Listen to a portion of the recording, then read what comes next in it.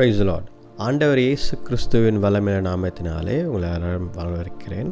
பாருங்கள், இந்த எழும்பேன் புயலுக்கு மேல் இந்த நிகழ்ச்சியின் தொடக்கமாக நம்ம அதோடைய கண்டினியூஷனாக நாம் இந்த லென்த்து நாட்களில் ஆண்டவர் பேசுவதை நாம் கேட்கப் போகிறோம். What God speaks in these length days. Right. இது இந்த லென்த்து நாட்களில் மத்தேயு, மார்க்கு, லூக்கா, யோவான் இந்த 4 புத்தகங்களையும் நாம் பார்க்க போகிறோம். முதலாவது இன்றைக்கு பார்த்தோம் என்றால் உங்களுக்கு ஒரு ரீடிங் பேசேஜ் ஒரு படிக்கிறதுக்கு ஒரு போர்ஷனை கொடுக்குறேன். பார்த்திங்கன்னா மத்தேயு 1ஆம் அதிகாரம், 2ஆம் அதிகாரம், 3ஆம் இந்த 3 அதிகாரத்தையும் முழுசாக நீங்கள் வீட்டில் படிங்க. நாம் ஒரு வசனத்தை அதிலிருந்து எடுத்து இன்றைக்கு நாம் இந்த லென்த் நாட்டில் முதல் நாளில் தியானிக்க போகிறோம். ஹல்லேலூயா, பிரைஸ் காட். பாருங்கள், இந்த 3 அதிகாரத்தில் இருக்கும் ஒரு வசனம் என்னவென்றால், ரொம்ப ஒரு முக்கியமான வரலாறில் ரொம்ப முக்கியமான ஒரு வசனம், ஒரு வார்த்தை. ஆண்டவர் இயேசு கிறிஸ்துவை யோவான் ஸ்நானகன் தண்ணீரில் மூழ்கி ஞானஸ்நானம் கொடுக்கிறான். ரைட். தண்ணீரில் மூழ்கி ஞானம். அப்பொழுது ஒரு காரியம் நடக்கிறது. என்னன்னு பார்த்தீங்க அப்படின்னா, ஒரு ஆத்தன்டிகேஷன் பரலோகத்திலிருந்து ஒரு ஆத்தன்டிக், அதாவது ஒரு ஆண்டவர் பரலோகத்திலிருந்து பேசுகிறார்.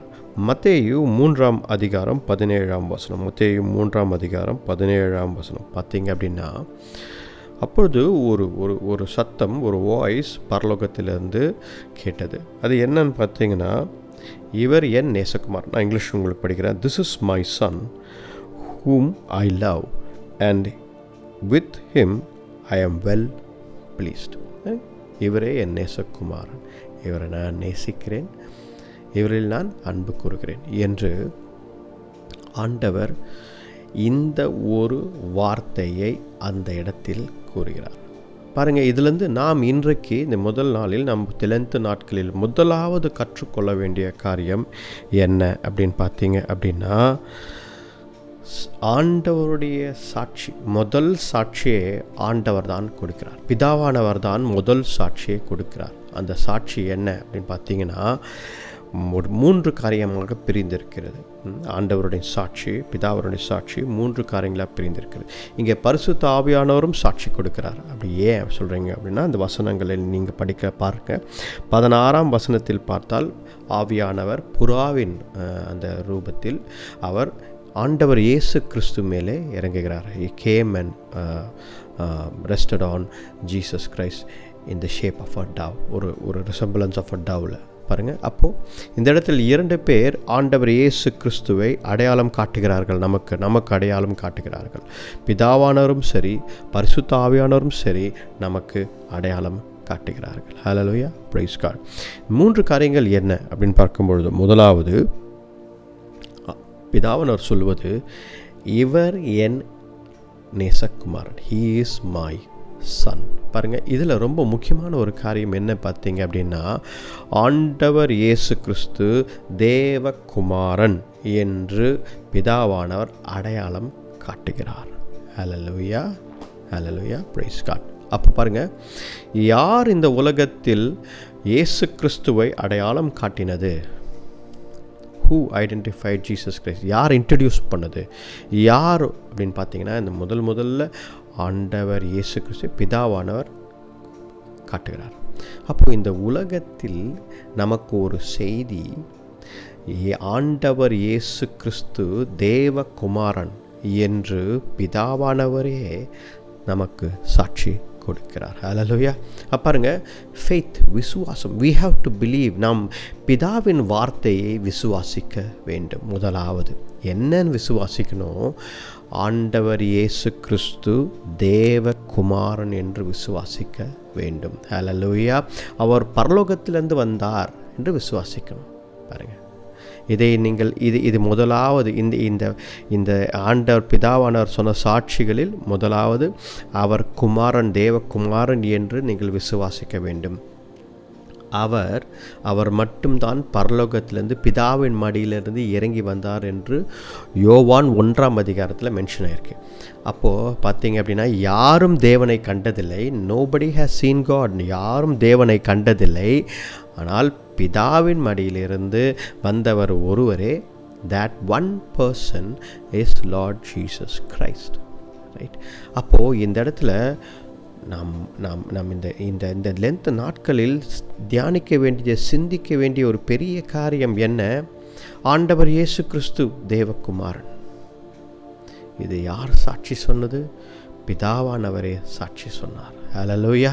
அப்போ அந்த விசுவாசம் எந்த அளவுக்கு இருக்கணும் பாருங்கள். நம்ம ஆண்டவர் இயேசு கிறிஸ்து மேலே அந்த விசுவாசம் இல்லை. இப்போல்லாம் நம்ம வாழ்வது எப்படி வாழ்கிறோம் அப்படின்னா, ஏனோ தானோன்ற ஒரு வாழ்க்கை, கடவுள் இல்லாத ஒரு வாழ்க்கை, நம்மை அறியாமல் நாம் ஏதேதோ செய்து கொண்டிருக்கிறோம். காட்லெஸ் லைஃப் நம்ம வாழ்வது. பார்த்திங்கன்னா, காட்லெஸ் லைஃப் அப்படின்னா என்ன அர்த்தம்னா, காட்லெஸ் லைஃப்னா என்ன அர்த்தம்னா, கடவுள் இல்லாத வாழ்க்கை.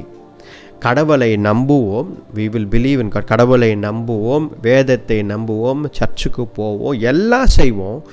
ஆனால் கடவுள் இல்லாத ஒரு வாழ்க்கையை நாம் ப்ராக்டிக்கலாக நம்ம லைஃப்பில் பார்க்கும்போது அப்படி தான் வாழ்கிறோம். அப்போ பார்த்தோம் அப்படின்னா, கடவுள் இல்லாத வாழ்க்கையை நாம் வாழ்கிறவர்கள் தவறான ஒரு வாழ்க்கை.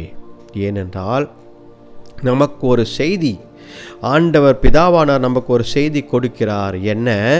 இவர் என் நேசகுமாரன் என்று, இவர் மை சன் என்று, தேவகுமாரன் என்று அடையாளம் காட்டுகிறார். நீங்கள் விசுவாசிக்கிறீர்களா? Do you believe in the Lord Jesus Christ that he is the Son of God? ஆண்டவர் இயேசு கிறிஸ்து தேவகுமாரன் என்று விசுவாசிக்கிறீர்களா? நீங்கள் விசுவாசித்தால், if you believe, நீங்கள் விசுவாசித்தால் உங்கள் வாழ்க்கையை நீங்கள் மாற்றிக்கொள்வீர்கள். நீங்கள் அழுது கொண்டு புலம்பிக் கொண்டு, ஏன் இப்படி நடக்கிறது என் வாழ்க்கையில், ஏன் இப்படி இல்லாமல் எப்படி என்று நீங்கள் நம்பிக்கை இல்லாமல் வாழ்கிறீர்கள் பார்த்தீங்களா? அந்த வாழ்க்கை அது வாழாமல் நம்பிக்கையும் விசுவாசம் உள்ள வாழ்க்கை, கர்த்தர் ஆல் எல்லா அதிகாரம் கொடுக்கப்பட்டிருக்கிறது என்ற ஒரு புரிதல் உங்களுக்குள்ளே வரும். ஹல்லேலூயா. பாருங்கள், ஆண்டவர் இயேசு கிறிஸ்து தேவகுமாரனாய் இருப்பதால் அவருக்கு சகல அதிகாரமும் கொடுக்கப்பட்டது என்று வேதத்தில் சொல்லப்பட்டிருக்கிறது. எல்லா அதிகாரங்களும் எல்லாருக்கும் மேலாக. பிலிப்பு 1ஆம் அதிகாரம் 2ஆம் அதிகாரங்கள் நீங்கள் படித்து பாருங்கள். 2ஆம் அதிகாரத்தில் என்ன போட்டு, எல்லாருக்கும் மேலாக ஆண்டவர் இயேசு கிறிஸ்துவை பிதாவானார் உயர்த்தி வைத்திருக்கிறார். ஹல்லேலூயா. அப்போ பாருங்கள், தேவகுமாரன் என்றதால், அவர் தேவகுமாரன் என்றதால், ஹல்லேலூயா.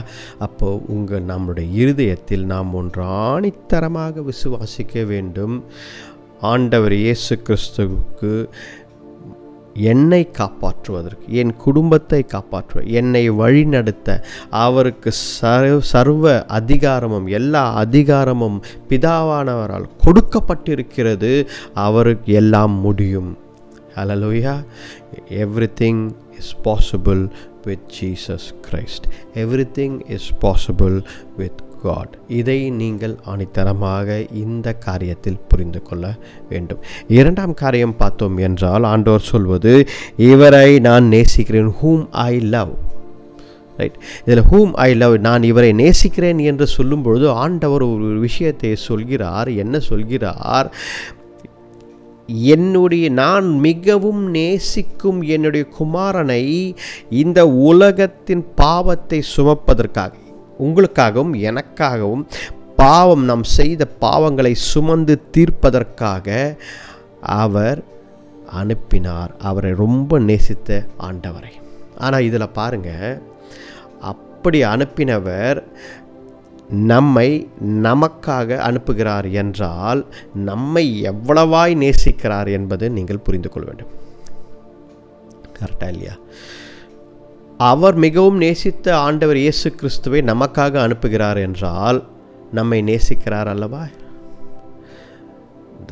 the precious things you love, நீங்கள் ரொம்ப மிகவும் நேசிக்கும், நீங்கள் மிகவும் விரும்பும், மிகவும் பற்றுதலாய் இருக்கும் ஒரு பொருளோ ஒரு காரியத்தையோ நீங்கள் மற்றவர்கிட்ட கொடுக்குறீங்க, இல்லை மற்றவர்களுக்கு செய்கிறீங்க, இல்லை அதை விட்டு கொடுக்குறீங்க அப்படின்னா எதற்காக செய்வீர்கள்? ஏதோ ஒரு காரியத்துக்கு அப்படி செய்ய மாட்டீர்கள். அதிகமாக நேசிப்பதால் நீங்கள் விரும்புவதை கொடுப்பீர்கள். கரெக்டாக இல்லையா? அதை தான் ஆண்டவர் இந்த பூமியில் காட்டினார். இந்த வசனம் என்ன சொல்கிறார்? ஆண்டவர் இவர் என் நேசகுமாரன், இவரை நான் நேசிக்கிறேன், he is my son, I love him என்றார். நான் நேசிக்கிறேன், I love him என்றார். அந்த அன்பு அதை எப்படி வெளிப்படுத்தினார்? ஆண்டவர் இயேசு கிறிஸ்து சிலுவையில் மரித்து உயிர்த்தெழ வேண்டும். பாருங்க, கர்த்தர் எவ்வளவாய் நம்மை நேசிக்கிறார். மறந்து விடாதீர்கள், டோன்ட் ஃபர்கெட். இந்த முதல் நாளில், இந்த லென்த் நாளில் நீங்கள் புரிந்து கொள்ள வேண்டிய ஒரு காரியம் இருக்கிறது. என்ன? God loves you. கர்த்தர் உங்களை நேசிக்கிறார். எப்படி பிரதர் சொல்கிறீங்க? எப்படி பாஸ்டர் சொல்கிறீங்க? கர்த்தர் உங்களை நேசிக்கிறார். ஏனென்றால் அவர் நேசித்த அவருடைய ஒரே பேரான குமாரன் ஆண்டவர் இயேசு கிறிஸ்துவை உங்களுக்காகவும் எனக்காகவும் இந்த உலகத்தில் அனுப்பினார். அதனால் தான் சொல்கிறேன், உங்களை அதிகமாக அவர் நேசிக்கிறார். பிசாசானவன் சொல்வான், இதெல்லாம் பொய், ஏதோ ஒரு சும்மா சொல்கிறாங்க. கடவுள்லாம் உங்கள் பேர் தெரியுமா? அவருக்கு நீங்கள் எங்கேயோ ஒரு இடத்துல வாழ்ந்துன்னு இருக்கீங்க, உங்களுக்கும் அவருக்கும் என்ன சம்மந்தம் இருக்குது? ஏதோ சர்ச்சுக்கு போகிறீங்க வரீங்க அவ்வளோதான் அப்படின்னு சொல்லி ஒரு இல்யூஷனை, ஒரு வகையான மாயை அவன் நமக்கு சொல்லி கொண்டே இருப்பான். இல்லை, தட் இஸ் நாட் ட்ரூ. அது உண்மை அல்ல. கர்த்தருடைய வார்த்தையை, வேத வசனத்தை தெளிவாக புரிந்து கொள்ளுங்கள். அவர் நேசித்தார் ஆண்டவர் இயேசு கிறிஸ்துவை. ஆனால் ஆண்டவர் இயேசு கிறிஸ்துவை அனுப்பினார். யாருக்காக? உங்களுக்காகவும் எனக்காகவும். அப்படி என்றால் உங்களை அதிகமாக அவர் நேசிக்கிறார் என்பதுதான், அதுதான் உண்மை. இதை மறைக்க உலகம் தேடுகிறது. இதை மறைக்க நம்மை சுற்றி இருக்கிற பிசாசு, மற்ற காரியங்கள் எல்லாம், நம்மை சுற்றி இருக்கிறவர்கள் எல்லாம் இதை மறைக்க பார்க்கிறார்கள். If one person is there, ஒருவர் இருக்கிறார் என்றால் அது ஆண்டவர் உங்களை நேசிக்கிறார். உங்களை நேசிப்பவர் யாராவது இந்த உலகத்தில் ஒருவர், தொடர்ந்து நீங்கள் தாயின் வயிற்றில் உருவாகும் முன்பதாகவே நீங்கள் உங்களை நேசித்தவர், இன்றைக்கு வரைக்கும் இந்த நாளில் நீங்கள் செய்தி கேட்டுக்கொண்டு இந்த நாள் வரை நேசிக்கிறார் என்றால் somebody who loves you is Jesus Christ. ஆண்டவர் இயேசு கிறிஸ்து ஒருவரே, பிதாவானவர் ஒருவரே. ஹல்லேலூயா. அதை நீங்கள் விசுவாசிக்கும் அந்த உணர்வு உங்களுக்குள்ளே வந்துச்சு அப்படின்னா நீங்கள் மற்ற உலகத்தின் காரியத்தை திரும்பி பார்க்க மாட்டீர்கள். இல்லை, ஆண்டவர் என்னை அதிகமாக நேசிக்கிறார், நான் அவரை விசுவாசிக்கிறேன் என்று நீங்கள் சொல்வீர்கள். ஹல்லேலூயா. மூன்றாம் காரியம் என்ன அப்படின்னு பார்த்தீங்க அப்படின்னா, இதில் with him I am well pleased என்று ஆண்டவர் சொல்லியிருக்கிறார். பாருங்க, இவரை நான் அதிகமாக நேசிக்கிறேன் என்று ஆண்டவர் சொல்கிறார். இப்போ ஆண்டவர் சொல்வது என்ன? இவர் மூலமாக, ஆண்டவர் இயேசு கிறிஸ்து மூலமாக இவர்தான் பர்ஃபெக்ட் சாக்ரிஃபைஸ், அதாவது உகந்த ஒரு பாத்திரமாக உலகத்தின் பாவத்தை சுமந்து தீர்க்கக்கூடிய தேவ ஆட்டுக்குட்டியாக பிதாவானவர் இவரை தேர்ந்தெடுத்திருக்கிறார். யாரை? ஆண்டவர் இயேசு கிறிஸ்துவை. யாரை? அவருடைய ஒரே பேரான குமாரனை. யாரை? அவர் நேசிக்கும் இவரை. ஹல்லேலூயா. அப்போ பாருங்க, பிதாவானவர் இவரை தேர்ந்தெடுத்து இவரை உலகத்தின் பாவத்தை சுமந்து தீர்ப்பதற்காக இவரை தேர்ந்தெடுத்திருக்கிறார். அப்படின்னா என்ன? இவர் ஒரு மனிதன், இந்த உலகத்தில் இருக்கும் மனிதர்களைப் போல் அல்ல. He is not a man like இந்த வேர்ல்ட். மோசேயை போலவோ இல்லை எலிசா போலவோ இவர்களைப் போல அல்ல. இவர் பரலோகத்திலிருந்து, பிதாவான் மடியில் இருந்து அவர் யாரும் பிதாவை கண்டதில்லை, ஆனால் இவர் ஒருவரே கண்டிருக்கிறார். ஹல்லேலூயா. இப்படிப்பட்ட வல்லமை உள்ளவர் தான் ஆண்டவர் இயேசு கிறிஸ்து. ஹல்லேலூயா. பாருங்கள், இந்த நாளில் நமக்கு ஒரு செய்தி நம்ம ஆரம்பிக்கும் பொழுது என்ன அப்படின்னா, first there is a great witness, ஒரு பெரிய சாட்சி இந்த உலகத்திற்கு அறிவிக்கிறார் பிதாவானவர், பரிசுத்த ஆவியானவர். 2 பேரும் சேர்ந்து அறிவிக்கிறார்கள். என்ன? ஆண்டவர் இயேசு கிறிஸ்து ஒருவரே தேவகுமாரன், அவரில் அன்பு கூறுகிறார் பிதாவானவர். அந்த அன்பு பெரிது, அவரில் பிரியமாயிருக்கிறார் என்பதுதான். ஹல்லேலூயா. கர்த்தர் இயேசு கிறிஸ்து மேல் பிரியமாயிருந்ததை அவர் சுட்டி காட்டுகிறார் அங்கே. அப்படின்னா என்ன அர்த்தம்? அவர் உங்கள் மேலும் பிரியமாயிருக்கிறார் என்பதற்காக. ஹல்லேலூயா. பாருங்கள், பிதாவானவர் விட்டு அப்படியே விட்டுருக்கலாம். அப்படியே மனிதனை விட்டிருந்தால் அப்படியே இந்த ஒரு ரட்சிப்பின் ஒரு ஒரு ஒரு காரியம் இல்லை என்றால், அப்படி இல்லை, ஒரு விஷயமே நடக்கலை, அப்படி ஒரு காரியம் ஆண்டவர் பிளான் பண்ணலை அப்படின்னா, பாவத்தில் நம்ம எல்லாம் மரித்திருப்போம். எங்கே பார்த்தாலும் அக்கிரமங்கள், நம்பிக்கை இல்லாமல் பாவத்தில் மரித்து எல்லாமே மோசமான நிலைமையில் போயிருக்கும். இன்றைக்கி அப்படி தானே பிரதர் இருக்குது அப்படின்னு நீங்கள் சொல்லலாம். ஆனால் அதில் ஒரு வித்தியாசம் இருக்கிறது. நமக்கு ஒரு நம்பிக்கை இருக்கிறது. அப்போ நம்பிக்கை இல்லாமல் இருந்திருக்கும், இந்த பிளான் ஆண்டவர் பிதாவானவர் பண்ணவில்லை என்றால். ஆனால் இப்போ பாருங்கள், ஒரு நம்பிக்கை நமக்கு இருக்கிறது. ஏன்? இயேசு கிறிஸ்து நமக்காக மரித்து உயிர்த்தெழுந்திருக்கிறார். ஒரு பெரிய நம்பிக்கை இருக்கிறது.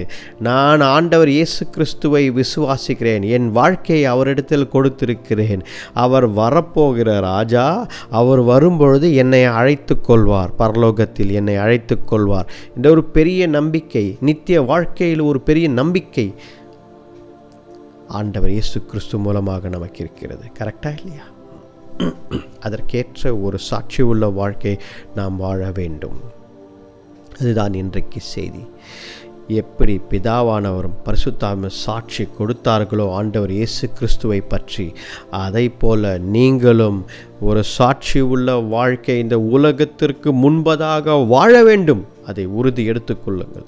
இந்த உலகத்திற்கு முன்பு எப்படிப்பட்ட சூழ்நிலை இருந்தாலும், ஆஃபீஸில், அலுவலகத்தில் ப்ரெஷர் நிறைய, நோ, ஐ ஆம் அ சைல்ட் ஆஃப் காட், நான் கர்த்தருடைய பிள்ளையேன், நான் இப்படி தான் செய்வேன், நான் இப்படி தான் இருப்பேன், கர்த்தருடைய வழிகளில் தான் நடப்பேன், கர்த்தரே எனக்கு எல்லாம், ஆண்டவர் இயேசு கிறிஸ்துவை விசுவாசிக்கிற பிள்ளை நான் என்ற உறுதியை நீங்கள் இன்றைக்கு எடுக்க வேண்டும். ஹல்லேலூயா.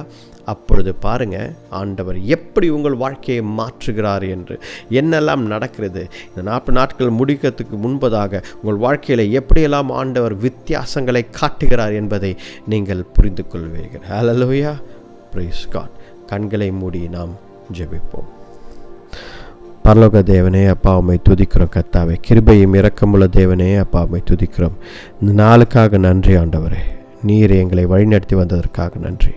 தேவரீர் உடைய வார்த்தை மூலம் எங்களோடு பேசினதற்காக நன்றி. தேவரீர் இந்த நாளில் கூட கர்த்தாவே, தேவரீர் இந்த லென்த்து நாட்களில் காலெடுத்து வைக்க நீர் கிருபை தந்ததற்காக நன்றி. இந்த லென்த்து நாட்களில் உம்மை நாங்கள் புரிந்து கொள்ள, உம்மை நாங்கள் அறிந்து கொள்ள, உம்முடைய வார்த்தையை நாங்கள் பெற்றுக்கொள்ள கிருபை தந்ததற்காக நன்றி. நீரே தேவகுமாரன், நீரே இரட்சகர், மீட்பர், எங்களை மீட்க வந்த ஆண்டவர் நீர் ஒருவரே. ஹல்லேலூயா. ஆண்டவர் இயேசுவே, நாங்கள் விசுவாசிக்கிறோம், நாங்கள் சாட்சியாக நிற்போம். we will be witnesses for the voice of God. நாங்கள் கர்த்தருடைய வார்த்தைக்கு நாங்கள் சாட்சிகளாக நிற்போம் ஆண்டவரே. நன்றி ஆண்டவரே. இந்த நாளில் கேட்டுக்கொண்டிருக்கிற ஒவ்வொருத்தருக்கும் விடுதலையை தாங்க. ஒரு குழப்பமான ஒரு என்ன அப்படின்னு சொல்லி ஒரு குழப்பமான சூழ்நிலையில் இருந்தவர்களுக்கெல்லாம் ஒரு தெளிவை தாங்க ஆண்டவரே. give them clarity, give them peace, சமாதானத்தை கொடுங்க. நான் இருக்கிறேன் என்பதை இன்றைக்கு இந்த வசனம் மூலம் பேசினீரே, அதற்காக நன்றி ஆண்டவரே. ஒரு சமாதானத்தை தாங்க. கர்த்தர் பார்த்துக்கொள்வார் என்று விசுவாசிங்கள் எல்லாம். ஹல்லேலூயா. ஆண்டவரே, வழிநடத்தி பலப்பத்தை ஒவ்வொருத்தரும் ஜெபித்து கொண்டிருக்கும் காரியங்களை விடுதலை செய்யுங்க ஆண்டவரே. இந்த ஜெபத்தை மீட்பர் இரட்சகர் எங்கள் ஆண்டவர் இயேசு கிறிஸ்துவின் வல்லமையுள்ள நாமத்தில் வேண்டிக் கொள்கிறோம், ஜீவனுள்ள நல்ல பிதாவே. ஆமென். ஆமென். ஹல்லேலூயா.